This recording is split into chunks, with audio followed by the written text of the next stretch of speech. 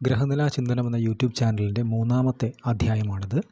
പൂർണ്ണമായും ജ്യോതിഷ സംബന്ധമായ കാര്യങ്ങൾ കൈകാര്യം ചെയ്യുന്ന ഒരു ചാനലാണ് ഗ്രഹനിലാ ചിന്തനം. ഇന്നിവിടെ വിഷയമാക്കുന്നത് 24/9/1997 ജനിച്ച തിരുവാതിര നക്ഷത്രത്തിൽ ജനിച്ചിട്ടുള്ള ഒരാളുടെ ഗ്രഹനില വിശേഷങ്ങളാണ്. നക്ഷത്രത്തിൻ്റെ വിവരങ്ങൾ പറഞ്ഞാൽ, നക്ഷത്രം തിരുവാതിരയാണ്, 4-ാം പാദം, തിഥി നവമി കൃഷ്ണപക്ഷം, നക്ഷത്രാധിപൻ രാഹു, ഗണം മനുഷ്യൻ, യോനി സ്ത്രീ, മൃഗം ശ്വാവ്, പക്ഷി ചെമ്പോത്ത്, വൃക്ഷം കരിമരം, കരണം കഴുത, നിത്യയോഗം വരിയൻ. ഇങ്ങനെയാണ് നക്ഷത്ര വിവരങ്ങൾ. ഇനി ഗ്രഹനിലയിലേക്ക് വന്നാൽ, മീന ലഗ്നമാണ്. ലഗ്നത്തിൽ ശനി, 2, 3 ശൂന്യം, 4-ൽ ചന്ദ്രൻ, 5 ശൂന്യം, 6-ൽ ബുധൻ രാഹു, 7-ൽ സൂര്യൻ, 8-ൽ ശുക്രൻ, 9-ൽ കുജൻ മാന്തി, 10 ശൂന്യം, 11-ൽ ഗുരു, 12-ൽ ശിഖി അല്ലെങ്കിൽ കേതു. ഇതിൻ്റെ ലഗ്നം വ്യാഴ ലഗ്നമാണ്. ലഗ്നത്തിൽ ശനിയുണ്ട്. അതുകൊണ്ട് തന്നെ മടി അല്പം അധികം കൂടുതലുള്ള ഒരാളാണ് ഇത് എന്ന് പ്രത്യേകം പറയേണ്ടതില്ല. അതുപോലെ തന്നെ അവർക്ക് ജീവിതത്തിൽ ഉയർച്ചകൾ ഉണ്ടാകുന്നതൊക്കെ അല്പം കാലതാമസവും അല്പം വൈകിയുമൊക്കെ ആയിരിക്കും. അതിന് 2 കാരണങ്ങളുണ്ട്. ഒന്ന്, ലഗ്നത്തിൽ നിൽക്കുന്ന ശനിയും, അതുപോലെ തന്നെ ലഗ്നാധിപനായിട്ടുള്ള വ്യാഴം 11-ൽ നീചത്തിലാണ് നിൽക്കുന്നത്. മകരത്തിൽ, മകരം വ്യാഴൻ നീചമാണ്. 10-ാം ഭാവാധിപൻ കൂടിയാണ് ഈ ഗ്രഹനിലയിൽ വ്യാഴം. അപ്പോൾ ഈ 2 കാരണങ്ങൾ കൊണ്ട് തന്നെ ആ വ്യക്തി വികാസം പ്രാപിക്കുന്നതും അല്ലെങ്കിൽ ജോലി സംബന്ധമായിട്ടുള്ള ഉയർച്ചകളും കാര്യങ്ങളും ഒക്കെ വരുന്നത് അല്പം കാലതാമസവും വൈകിയും ഒക്കെ ആയിരിക്കാനുള്ള സാധ്യത വളരെ കൂടുതലാണ്. ഇദ്ദേഹത്തിൻ്റെ 2ഉം 3ഉം ഭാവങ്ങൾ ശൂന്യമാണ്. 4-ാം ഭാവത്തിൽ ചന്ദ്രനാണ്. മനസ്സിൻ്റെയും മാതാവിൻ്റെയും കാരകനായിട്ടുള്ള ചന്ദ്രൻ മാതാവിൻ്റെ സ്ഥാനത്ത് തന്നെയാണ് നിൽക്കുന്നത്. അതുകൊണ്ട് തന്നെ അമ്മയുമായി വളരെയധികം അറ്റാച്ച്മെൻ്റ് ഉള്ള ഒരാളാണിത്. അദ്ദേഹം കമ്പ്യൂട്ടർ സംബന്ധമായിട്ടുള്ള ഉന്നത പഠനമൊക്കെ കഴിഞ്ഞ് നിൽക്കുകയാണ്. ജോലികൾക്ക് ശ്രമിച്ചുകൊണ്ടിരിക്കുന്നു. ജർമ്മനിയിലേക്ക് പോകേണ്ടുന്ന ഒരവസരം ഇദ്ദേഹത്തിന് വീണ് കിട്ടിയിട്ടു അമ്മയുടെ അഭ്യർത്ഥനയെ മാനിച്ച് അദ്ദേഹം ആ ഉദ്യമം ഉപേക്ഷിച്ചു.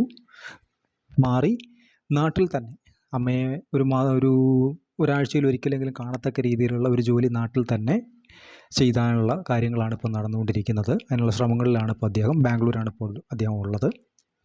5ൻ്റെ അധിപൻ കൂടിയാണ് ഇവിടെ ചന്ദ്രൻ. ഓക്കെ. 6-ൽ നിൽക്കുന്നത് ബുധനും രാഹുവുമാണ്. 6 രാഹുവിനെ സംബന്ധിച്ച് വലിയ അതിദോഷമുള്ള ഒരു ഭാവമൊന്നും അല്ല എന്നാണ് ആസ്ട്രോളജി പറയുന്നത്. 3, 6, 8, 11 ഭാവങ്ങളിൽ രാഹു വലിയ ദോഷകാരകനല്ല എന്നും ജ്യോതിഷം പറയുന്നുണ്ട്. പക്ഷേ ഇവിടെ വിവാഹസ്ഥാനത്ത് 7-ൽ സൂര്യനുണ്ട്. പക്ഷേ അതിൻ്റെ അധിപൻ ബുധൻ നിൽക്കുന്നത് രാഹുവിനോടൊപ്പമാണ്. വളരെ സൂക്ഷിക്കേണ്ടുന്ന, വിവാഹ സംബന്ധമായി വളരെ കരുതലുകൾ ജാഗ്രതകളൊക്കെ എടുക്കേണ്ടുന്ന ഒരു അവസ്ഥയാണത്. കാരണം വിവാഹാധിപനായിട്ടുള്ള സൂര്യനൊഴികെയുള്ള ഒട്ടുമിക്ക ഗ്രഹങ്ങളോടെല്ലാം തന്നെ ഈ രാഹു നിന്ന് കഴിഞ്ഞാൽ പൊതുവെ അത്ര നല്ല ഫലങ്ങളല്ല കൊടുത്തു വരുന്നത്. എന്നാൽ 100-ൽ 100 പേർക്കും ഇങ്ങനെയാണ് ഫലമെന്നില്ല. ചില ആളുകൾക്ക് അത് തിരിച്ചും സംഭവിക്കുന്നുണ്ട്. പക്ഷേ അതിന് ചില മാനദണ്ഡങ്ങളുണ്ട്.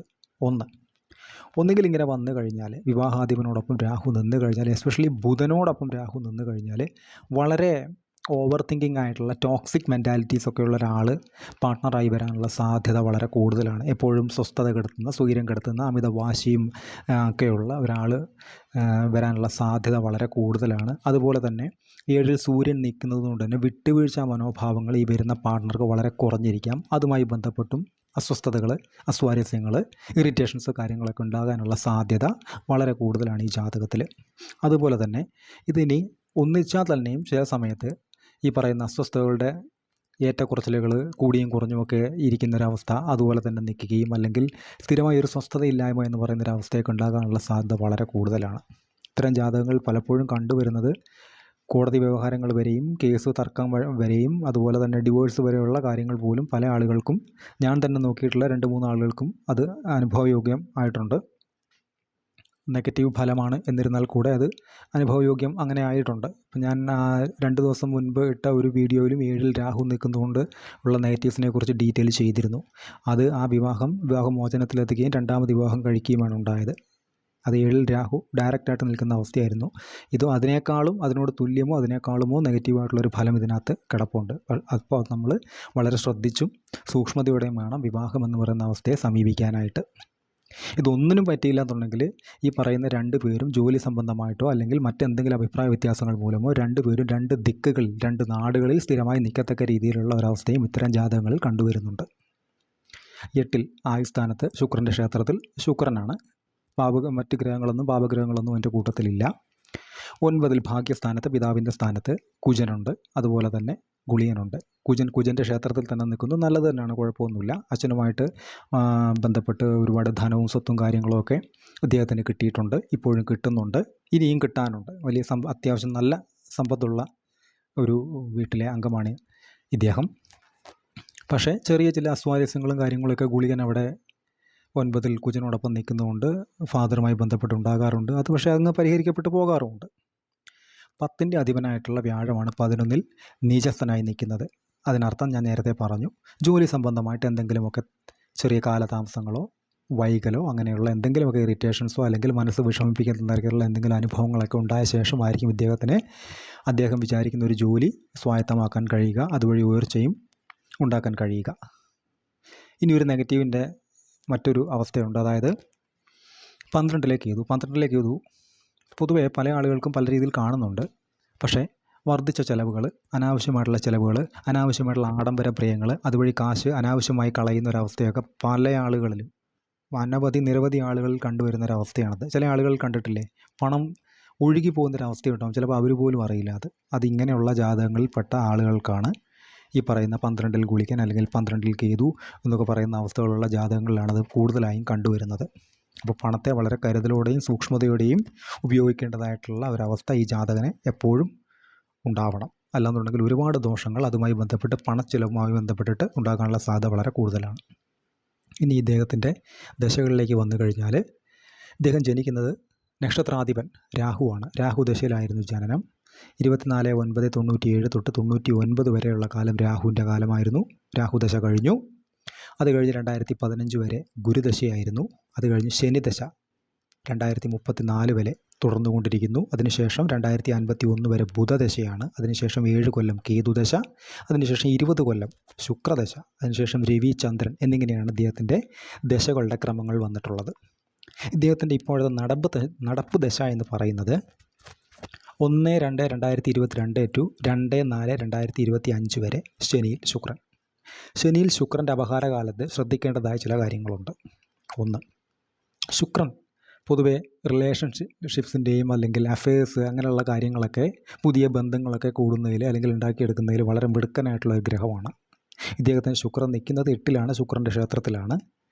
പക്ഷേ ഈ ശുക്രൻ്റെ അപഹാരം ശരിയിൽ നടക്കുന്നതുകൊണ്ട് തന്നെ പുതിയ ചില ബന്ധങ്ങളോ പുതിയ ചില അഫെയർസോ അങ്ങനെയുള്ള കാര്യങ്ങളിലൊക്കെ ചെന്ന് പെടാനോ അല്ലെങ്കിൽ വന്നു ചാടാനോ ഒക്കെയുള്ള സാധ്യതകൾ വളരെ കൂടുതലുള്ള സമയമാണ്. അതിനെ ഞാൻ നേരത്തെ പറഞ്ഞ വിവാഹവുമായി ബന്ധപ്പെട്ട് കമ്പയർ ചെയ്ത് നോക്കുമ്പോൾ വളരെയധികം സൂക്ഷ്മതയോടെയും ജാഗ്രതയോടെയുമല്ല കൈകാര്യം ചെയ്യുന്നത് എങ്കിൽ ആയുഷ്കാലവും സങ്കടപ്പെടാനുള്ള എന്തെങ്കിലുമൊക്കെ വകകൾ അതിൽ നിന്ന് കിട്ടാൻ സാധ്യത വളരെ കൂടുതലുള്ളൊരു സമയത്തിലൂടെയാണ് ഇപ്പോൾ കടന്നു പോയിക്കൊണ്ടിരിക്കുന്നത്. ഞാൻ അദ്ദേഹം എന്നെ വിളിച്ചു പറഞ്ഞത് പ്രകാരം അദ്ദേഹത്തിൻ്റെ ലൈഫ് ഇപ്പോൾ പൊയ്ക്കൊണ്ടിരിക്കുന്നതും അദ്ദേഹം ഇപ്പോൾ ഒരു അഫെയർ ഉണ്ടായിട്ടുണ്ട്. അത് അന്യമതവുമായി ബന്ധപ്പെട്ടിട്ടുള്ള, ഞാൻ നേരത്തെ പറഞ്ഞില്ലേ, വിവാഹാധിപൻ രാഹുവിനോടൊപ്പം നിൽക്കുന്നു. കുറഞ്ഞ പക്ഷം 2 മതങ്ങളിലെങ്കിലുമുള്ള ആളുകളാവാൻ സാധ്യത വളരെ കൂടുതലാണ്. അങ്ങനെയാണ് ഇപ്പോൾ കാര്യങ്ങൾ അദ്ദേഹത്തിന് പൊയ്ക്കൊണ്ടിരിക്കുന്നത്. ടോക്സിക്കായിട്ടുള്ള കുറേ കാര്യങ്ങളും അനുഭവങ്ങളും കാര്യങ്ങളൊക്കെ അതിൽ നടക്കുന്നുണ്ട്. അപ്പോൾ അങ്ങനെയുള്ള കാര്യങ്ങൾ ഈ ജാതകന് വളരെയധികം ശ്രദ്ധിക്കേണ്ടതുമാണ്. ഓക്കെ, ഇദ്ദേഹത്തിൻ്റെ വ്യാഴമാറ്റഫലം 2025 മെയ് വരെ വലിയ തെറ്റുകളൊന്നുമില്ല. അതുപോലെ തന്നെ ശനിമാറ്റവും 2025 മാർച്ച് വരെ വലിയ തെറ്റുകളില്ല. ഇതൊക്കെയാണ് ഈ ജാതകവുമായി ബന്ധപ്പെട്ട് പറയാനുള്ള വളരെ പ്രധാനപ്പെട്ടിട്ടുള്ള കാര്യങ്ങൾ. ശരിക്കും നമ്മളൊരു ജാതകമൊക്കെ പരിശോധിക്കുകയാണെന്നുണ്ടെങ്കിൽ ഒരു 40 minutes to 1 hour, 40 മിനിറ്റ് മുതൽ 1 മണിക്കൂർ വരെയൊക്കെ ഇരുന്നെങ്കിൽ മാത്രമേ കൃത്യമായിട്ട് അതിൻ്റെ ഓരോ ഭാവവും ഓരോ ഗ്രഹവും എങ്ങനെ എന്തൊക്കെ ചെയ്യുന്നുവെന്ന് കണ്ടെത്തി പറയാനാകുള്ളൂ. നമ്മളിപ്പോൾ ഒരു വീഡിയോ ആയിട്ട് ചെയ്യുന്ന സമയത്ത് അത് പ്രധാനപ്പെട്ട ആ ജാതകവുമായി ബന്ധപ്പെട്ട് ഹൈലൈറ്റ് ചെയ്ത് നിൽക്കുന്ന കാര്യങ്ങളെക്കുറിച്ച് മാത്രമാണ് ഇവിടെ പറയുന്നത്. ഓക്കെ, അതിനെ അങ്ങനെ കാണാൻ ശ്രമിക്കുക. അതുപോലെ തന്നെ ഇങ്ങനെയുള്ള അറിവുകളോ അല്ലെങ്കിൽ ഇങ്ങനെയുള്ള സംശയങ്ങളോ കാര്യങ്ങളോ ആർക്കെങ്കിലുമൊക്കെ ഉണ്ട്, വിളിക്കാൻ താല്പര്യമുണ്ട് അല്ലെങ്കിൽ അറിയാൻ താല്പര്യമുണ്ടോ എന്നുണ്ടെങ്കിൽ കോൺടാക്ട് ഡീറ്റെയിൽസ് ഡിസ്ക്രിപ്ഷൻ ബോക്സിൽ ഡീറ്റെയിൽ ആയിട്ട് കൊടുത്തിട്ടുണ്ട്. കോൺടാക്ട് നമ്പറും അതിൽ കൊടുത്തിട്ടുണ്ട്. അതിൽ കോൺടാക്റ്റ് ചെയ്യാവുന്നതാണ്. ഇത്തരം വീഡിയോസ് തുടരും. നന്ദി.